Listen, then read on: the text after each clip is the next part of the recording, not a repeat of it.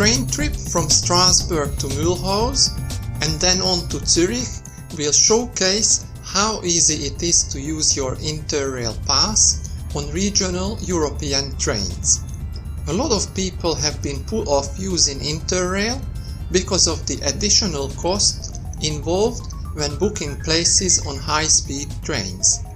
Yes, it is annoying that you have to pay extra on top of the already expensive pass, but this should not stop you from having some fun. That is because most regional trains are also fast. In fact, if you are not in a rush, I would say it is not worth shelling out extra for the high-speed trains. Mulhouse is an amazing town halfway between Strasbourg and Basel in a region called Alsace-Lorraine. I've just arrived in Mulhouse, so I'm gonna go and walk around town now. Mulhouse is about an hour away from Basel, and there are two big museums here, one of which is the Railway Museum and the other one is the Car Museum. So I'm gonna go and look at them both. Once you get off the train, buy yourself a day ticket for the local trams and visit one or two of the museums. For the Car Museum, you will need Line 1, but for the Museum of Electricity and the City of Railways, you will need to take Line 3. I would recommend starting with the Rail Museum, which is slightly out of town. It will take about 15 minutes to get there by tram, but the ride is very enjoyable and fast. So here I am, I've just arrived at the City of the Railways in the outskirts of Mulhouse. Now right in front of the museum is another museum and it's called the City of Electricity. I was more interested in the Railway Museum, so I went inside. The museum was the idea of a couple of local rail enthusiasts, and recently the National Railways, SNCF, has also provided some funding for it. The result is a huge exhibition where any rail enthusiast will find it easy to spend a whole morning or afternoon. I certainly had a great time walking in between the various trains, explaining the history of France's railways. There are simulators and various smaller exhibitions showing how the high-speed network developed, and they also provide some examples of how people used to travel in style. After about 3 hours at the Railway Museum, I got myself some lunch and headed back into town to check out the famous Car Museum.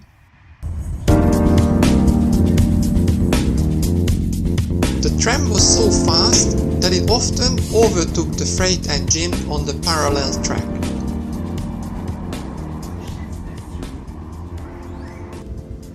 Well, this is a pretty amazing city with trams and buses going all over the place, and there is even a tram train that uses the tram and railway tracks.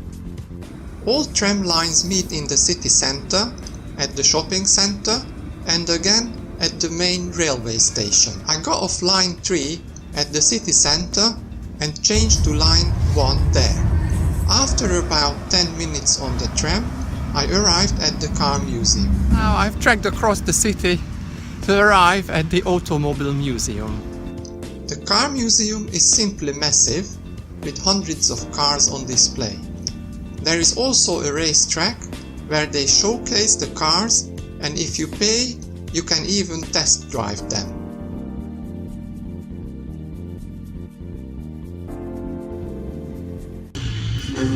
Well, I got lucky because today is the race day, and now at 3 p.m. they are going to do some special races with those old cars. De l'Europe, pas un pays qui ne m'ait attendu.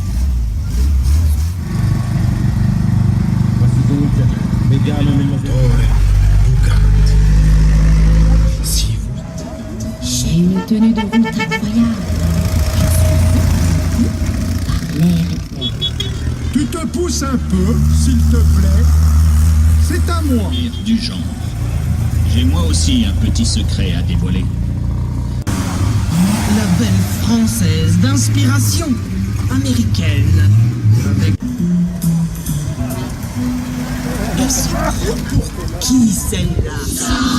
La Rolls-Royce? Qui? La Rolls-Royce? Qui? The exhibition starts with the older models from the 19th century and then progresses to more modern versions such as the Bugatti Veyron and various race cars. You might wonder why there is such a huge car museum in Mulhouse of all places. The answer is that Mulhouse is home to the famous PSA Peugeot Citroën factory. There is even a dedicated corner for the plant inside the museum. Mulhouse was the industrial powerhouse of France first, then Germany, and then France again, following various wars and bloodshed. I've been walking around for over an hour now, and there is still more to see. I've just discovered this room behind me with about 500 cars in it. This Bugatti behind me is supposed to be world famous, although I've never heard of it. It consumes 50 liters every 100 kilometers, so quite a hungry engine. Finally, that family has gone. I can tell you what I've been thinking for the past 5 minutes. Anyway, this car behind me is still the same Bugatti, but I've since found out it weighs 6 tons and it's got a 15-liter engine, and it wasn't selling very well. So basically what they did, they took the engine out and they put it into a train, which then became successful. So you can imagine how powerful this engine is if then they could just use it in a train. I'm about to leave now because I can hardly walk, but the exhibition is pretty big, it goes on forever, and I've even seen the race outside, so I would definitely recommend a visit to anybody interested in cars.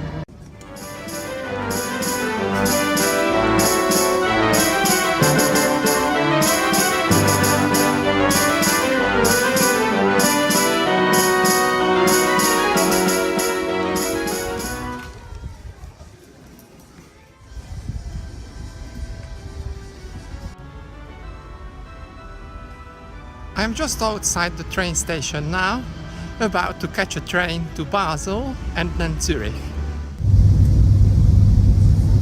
I'm on board the train now to Basel. If you've enjoyed this video and would like to see more, just click the button below to access my channel.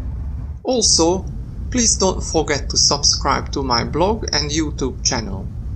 The following video will show you what I did in Zurich and how I got there using regional trains and my Interrail pass.